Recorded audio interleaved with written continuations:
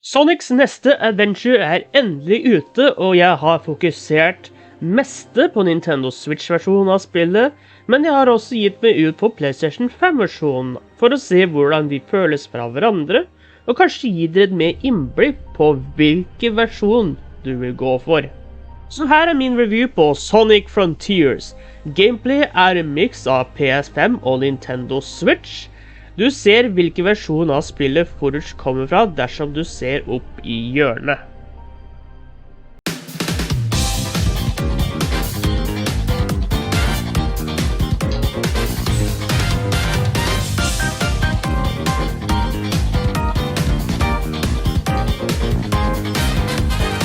Sonic, Tails og Amy er på leting etter de 7 Chaos Emeralds. Det er på et sted kalt Starfall Islands, mens Eggman har ankommet en gammel cyberspace portal, men blir lost inni den. Det er da Sonic og Co. på mystisk vis blir sugd inn i en cyberportal. Sonic blir separert fra vennene sine og møter på en mystisk jente med navn Sage. En mystisk karakter som dukker opp rundt om i Starfall Islands og beordrer Sonic om å forlate stedet, selv om han må finne og redde vennene sine. Prologen til Frontiers featuring Knuckles ser Knuckles endelig tilbake i jobben som The Guardian of the Master Emerald, og viser hva som hendte med Knuckles før the events of Sonic Frontiers. Jeg anbefaler på det sterkeste å ta en titt på den før du gir deg ut på spillet, spesielt hvis du liker Knuckles. Og det er også en comic prologue featuring Amy, Tails og Sonic, som jeg legger igjen i beskrivelsen under dersom dere vil lese den. Sonics venner er fanget i en cyberkrystall. Det er i hvert fall hva jeg valger å kalle de, og har på mystisk vis blitt corrupted, og ser ut som den såkalte skapergnisten er tatt fra dem og kan faktisk minnes litt om hologrammer. Det er da opp til Sonic å få vennene sine normale igjen. Storyen er skrevet av Ian Flynn, som er skrevet comics for Archie Comics og IDW, og noen episoder fra Sonic Boom TV-serien. Jeg har sett at det er en del som ikke liker hverken voice-actinga eller storyen, men personlig synes jeg den var veldig bra. Knuckles er nok den som høres mest annerledes ut.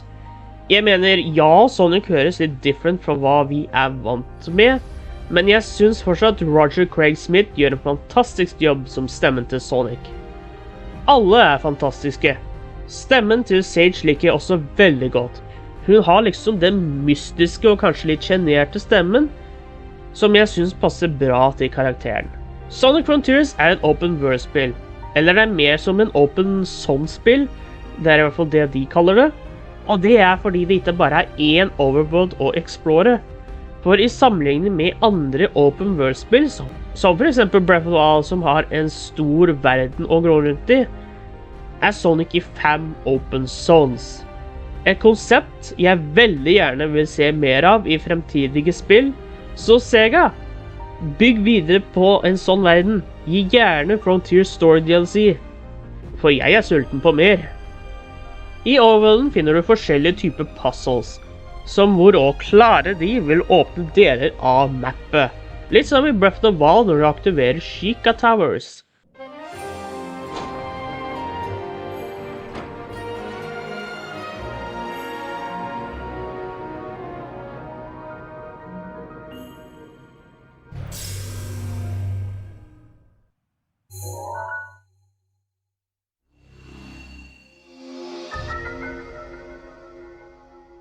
Disse puzzlesa kan variere.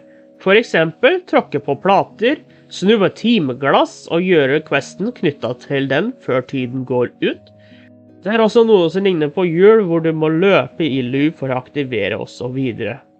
Du vil også finne Coco, som blir dette spillets versjon på Chows eller Breath of the Wild's Koroks. Dette spillet har blitt sammenlignet en del med Breath of the Wild, men jeg synes det er mer som Super Mario Odyssey, eller kanskje en mix av begge.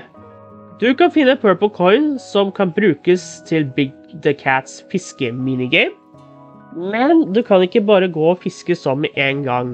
Du må først finne en portal som leder til der Big fisker, og du må også ha Purple Coins for å få lov til å fiske. Men når du fanger en fisk, får du tokens som du kan literally bruke til å få alle gears og memory tokens du trenger til å bare breeze deg gjennom storyen. Eller bruke tid på å få scrolls som gir deg access til fast travel. Combaten i spillet er interessant, for å si det sånn. Det er Guardians spredd rundt om i verden, og funker som spillets overall bosses. Jeg må nesten prate litt om hvordan det er å kjempe mot dem. Først så har vi Asura. Den har 3 armer som den bruker til å angripe deg med, og du må løpe opp armen for å komme deg til toppen som er dens weak spots. Men den sender også blå ringer som gir deg en boost, men også røde ringer som pusher deg tilbake. Noe som kan gjøre at det kan være ganske challenging å komme oppå. Men det er en interessant boss å bekjempe.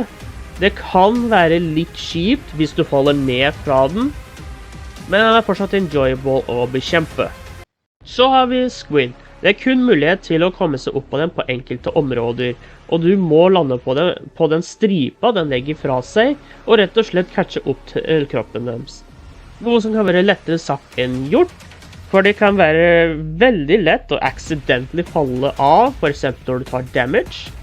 Så detter du av, må du enten løpe etter den til du finner en ny plass du kan bruke den å komme opp på, eller vente til den kommer tilbake der du kom opp i første omgang, noe som kan bli litt frustrerende. Men det er så satisfying når du endelig klarer å beseire den. Men du kan slå disse guardiansa veldig lett og fort, dersom du bruker special mosa du lærer via skill 3. Og ja, Frontiers har et skill 3, hvor du kan unlocke nye abilities eller få combo attacks til å komme automatisk. På overden kan du finne cyberspace-portaler, som du må aktivere med gears, som du kan få ved å bekjempe fiender. Hovedsakelig Guardians, men du kan også få dem av mindre enemies eller finne dem rundt om på mappet. Noen av disse består av levels som er inspirert av tidligere spill i Sonic-serien, og det tar ca. 2 til 3 minutter å komme seg gjennom hver level. Hver cyberspace level har også sine egne missions, som er ganske straightforward. Få S-rank, kollekte et visst antall med ringer, finne alle red rings og komme deg i mål. Hvilket gjør deg grunn til å komme tilbake og kollekte det du mest sannsynlig ikke fikk fatt i på første runde. Ved å fullføre de får du nøkler, som er nøkkelen til å samle inn Chaos Emeralds. Pun intended. Hehe.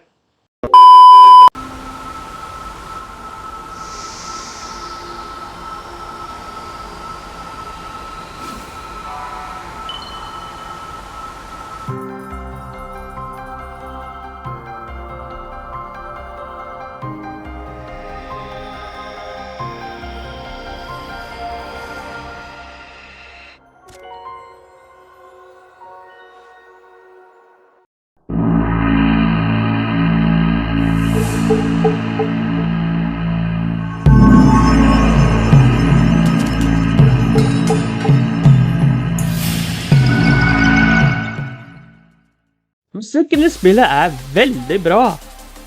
Det er unntak, for eksempel en av bossfightsa, men det er mer fordi jeg ikke vanligvis liker den type musikk. Men alle, om ikke mesteparten av det andre soundtracket, er amazing. Bossfightsa har en veldig battle-style musikk, mens overworlden har en mer rolig og avslappet musikkopplevelse. Og cyberspace levels, i hvert fall noen av dem, bruker dubstep i musikken sin. Spillet har også en del easter eggs og references til tidligere spill i serien, eller Sonic in general, men også utenom Sonic. I bet Tangle would love climbing around these ruins. That is some heavy firepower. Omega would be jealous. I bet Rouge would love to go treasure hunting in these ruins. Kinda reminds me of where we found Babylon Garden. Yeah, I wonder what Jet's up to. At this point, I wouldn't mind Shadow lending me a hand. What I wouldn't give to have Blaze's help right about now. Sonic Frontiers på Nintendo Switch ser greit ut, med unntak av noen ting her og der. Du legger godt merke til dette dersom du fisker med Big, at grafikken ikke er like fin i sammenligning med for eksempel PlayStation 5. Og siden du kan oppgradere speed, rings, shield og power, som kan være veldig slow, jeg mener shield og power går veldig fort og enkelt å levele opp. Men til en eller annen grunn har de valgt å gjøre det så mye tregere med rings og speed. Dette er fordi du kun kan levele opp en av gangen, i motsetning til de andre hvor du får alt på en gang. Så litt rart de ikke gjorde det samme her.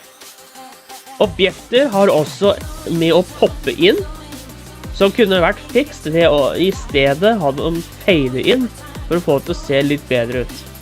Sonic Frontiers er så bra at jeg tok meg tid til å 100% på alle 5 alienser, og på både Nintendo Switch og PlayStation 5. Og dette er et stort skritt over mange av tidligere spill i serien, som for eksempel Forces eller Lost World, men spesielt over Sonic 06 og Boom-spillene. Dette selv om disse spillene har sine moments som jeg liker, mens Frontiers tar og rett og slett kaster det ut på havet. Anbefaler på det sterkeste å gi det ut på Sonic Frontiers. Derfor velger jeg å gi Sonic Frontiers en 9 av 10.